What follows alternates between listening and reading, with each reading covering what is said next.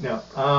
So yeah, as I had been mentioning, I came back to Buenos Aires after Carmen's wedding. That was the end of August 2016. And like the same way I came into Kamloops kind of looking like a vampire because it had been winter in Argentina before coming to Kamloops. When I got back to Buenos Aires, I definitely like my colleagues were like, "Whoa, I got some sun!" Because in their mind, like Canada, it's winter, right? It's not a place where you get a tan. But Kamloops in August 2016 was like 30 degrees pretty much the whole time. So yeah, a little nice tan coming back to their winter moment. And yeah, like when I got back to Buenos Aires, I pretty much kept up the same routine I had mentioned in the video before I even came to Carmen's wedding, like the video from 2016, in the summer down there, the winter up here. No, summer up here, winter down there. It's kind of confusing. That routine pretty much is like, like I mentioned in the video you just watched, going to underground concerts. Not with teenagers, but with like, I mean, Buenos Aires is a big city, so you have a lot of like 20-somethings, the underground weirdo art scene, whether it be punk, metal, crazy electronic stuff, like that's happening, and I was doing that a lot ever since I got there and continued that. That was awesome. Also just exploring the city. So I've got this map up here of Buenos Aires proper, Capital Federal, like the federal capital. And at that point, yeah, I was just continuing to explore that through the subways. There were lots of walking, that type of thing. I was running like once a week, but I wasn't using that to explore the city so much. But yeah, exploring the city, trying to get to know it, trying to get a sense of what is this in my mind, like kind of put it into a box or a frame, and then we'll get to that later as well, that sort of thinking. Also still hanging out with Arnaud, my French friend, and Bruna at that point. Bruna is this girl from Brazil who was linked in with Arnaud, so that was cool. They weren't boyfriend, girlfriend, but they were part of our crew, so that was cool. Both of them were totally down with all the weirdo art stuff, like one of the concerts, so it was awesome. And then even like another one of my like sacred pillars, like I talked about music and the idea of like something that had been sacred to me, like sort of like teenage punk stuff that I experienced as a kid growing up here, and then like mythologizing or romanticizing the previous generation who had helped found that. Definitely something that's sacred for me. I mean, everybody would know this, is my running, my track and field. So I even went to like a track meet in Buenos Aires at like the one artificial turf track they have, like one rubber track. Now they have two, but at the time they only had one. So I went there and watched the track meet. That was kind of interesting.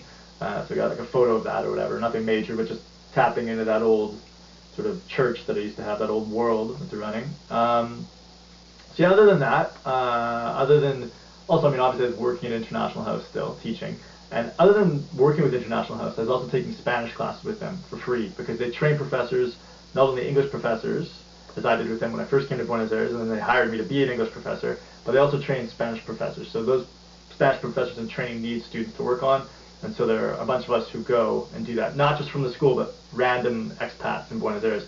One of those was Otis, he's like this awesome Jamaican guy. Another one's Luca, he's from Italy, and he was working in Argentina, super cool guy. And then there was Virgil, who was also in that same group as well, and who's like, I believe, like almost a professional soccer player, was an amazing athlete from back in the day. Yeah, and also towards the end of that school year, the 2016 was coming to its close. That's the end of the school year in South America. It's December 2016, December of each year. Towards that point, I started hanging out with the other teachers a little bit as well, because I kind of came in midway through the year, so I got to know them, started hanging out with them a bit. But the scene with the other teachers didn't really start taking off until like the stratosphere of awesomeness until the following year, and I'll get to that in a second. So yeah, so the year finished off December 2016 at that point, and then in the summer, I still teach, but I have a little more free time. So I really at that point was exploring the city, like that map I'm talking about, and I hadn't yet sort of expanded beyond the city. I was still just exploring within the city, because it's quite big. Well, it's kind of a lie. Geographically, it's smaller than Kamloops in terms of the land area, but I mean, in the city proper, there's like 4 million people, so it's super dense. There's tons of stuff to check out, and I did quite a bit of that over the summer.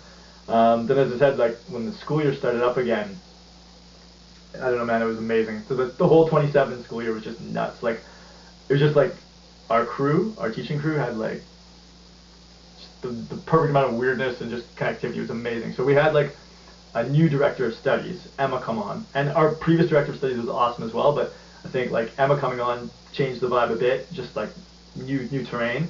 And Emma's like crazy into music, and like she's done, I think, like what's it called when you're doing the roller derby stuff, and she's just really into like alternative cultures or whatever. So she's super cool. And then this girl Laura came on from Australia, who is like the craziest, most fun, wild child in the universe. And also we had sort of like the Trinity, the holy royalty or nobility of International House, which I'd worked with two of them before.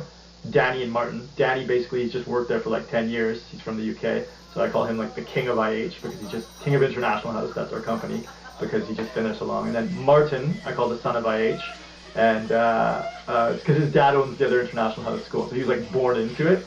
And his dad's like from Scotland or Britain or something, and his mom's from Argentina, so he's like has both languages perfect. And another one like that, Anna, came on board. I had never met her before, but she came back from Slovakia, I believe, where she was teaching. And her mom is Fran, who like taught me when I was getting my English certificate with International House. So she's like the daughter of IH because she was born into it as well. And again, speaks perfect English and perfect Castellano, Spanish of Argentina, like perfect, like no accent, nothing, like perfect. So with that crew, and even some of their boyfriends and girlfriends, like for example, Laura, the Australian girl, her boyfriend Jordy was at the other International House school in the city. Anna's boyfriend, Jacob, I guess you would say, was at the other International House school. And there was another guy, Kieran, from Ireland, who was at school. I believe Ireland? I think so, maybe UK. Anyway, and so, like, it was just like, I don't know, man. It was just an amazing, amazing year of just like wildness. And I think everyone felt really comfortable, just like, there's just an energy there. It was awesome. That was an amazing year. And I'll get back to that, but at about that same time, another thing that was happening, sort of like talk about going into a different story, like on my travel down to Buenos Aires, the whole trip down, I mean, I was in a car, and it was me, and I would, meet people. I couldn't really speak Spanish. And other than Costa Rica, though, I was kind of like, in my own zone once I had left the United States. And so I think I was using Facebook sort of as like, social connectivity to my previous story. Obviously I was, and didn't have that much social connections at that point on the trip down, that many social connections, because I was driving, so I'd be in a city for 2 days or something like that and go on to the next one. And I didn't really speak the language, so I think Facebook was for me, like my social feed, my network, much more intense than it had ever been before. And it kind of kept me connected to my previous story as well, because all the same people were on my Facebook that had been in my life before. And I maintained that through that first year or so in Argentina, but by the time we got to this really cool year, 2017, I felt kind of like burnt out with Facebook. I was just sort of like, people are posting the same stuff all the time as well, and I'm not trying to start a controversy with this, but like, I come from the left. My dad is very left-wing, socialist, whatever, and I always grew up feeling like, okay, so the left is supposed to have like pure hearts, and we're supposed to be like trying to create equality, but also at the same time like try to be nice, don't be an asshole. And online I just found like a lot of people representing the left I felt were being really closed-minded and really militaristic, actually, like really militant with a lot of their views, not open-minded, and just trying to shut down discussions as opposed to open them up. And it was something I didn't want to see anymore. I didn't want any more of that. Plus, just the novelty of Facebook had worn off, and like I say, I was getting an awesome social scene happening in Buenos Aires, so I just stopped following anyone who was outside of Latin America at that point. Like, I just removed them. They were still my friends, but they were never popping up in my news feed, so kind of like cut Facebook at that point, and like that's sort of like, yeah, going in a different story. Can't say that I moved into like a story where I would never be able to see my countless people again, like I was talking about with Carmen and his stag, and like drifting into another universe, no, but like trying to kind of maybe cut ties with a former story. Not because I didn't like that former story, but because I was sort of having a new story, and my link to that former story was getting to be stale and not exactly the most heartwarming type situation with all the political diatribes that were going on. Anyway, enough on that. So back to the crew, like mainly hang out in the city. Like people's apartments would have potlucks, or go to the bar, obviously, or like be in the parks and just like hang out there when the weather was good. Even like going to concerts. Some of the people like who were brave enough came to my weirdo underground concerts with me, so that was kind of cool. Particularly Jordy, Laura's Australian boyfriend, he was down with that. And then even towards the end of the year, we actually went to a Mos Def concert that was like this huge concert for free. That was awesome, so I got some video of Mos Def there rocking out for you.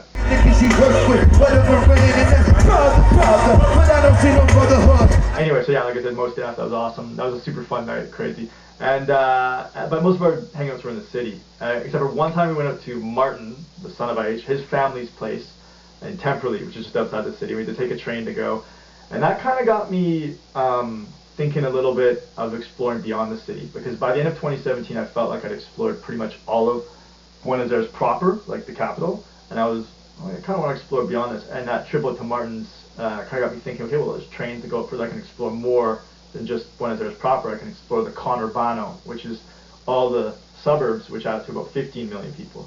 Now it's sort of like the end of 2017, so like an amazing year socially, just like a crazy year. I loved hanging out with all those guys.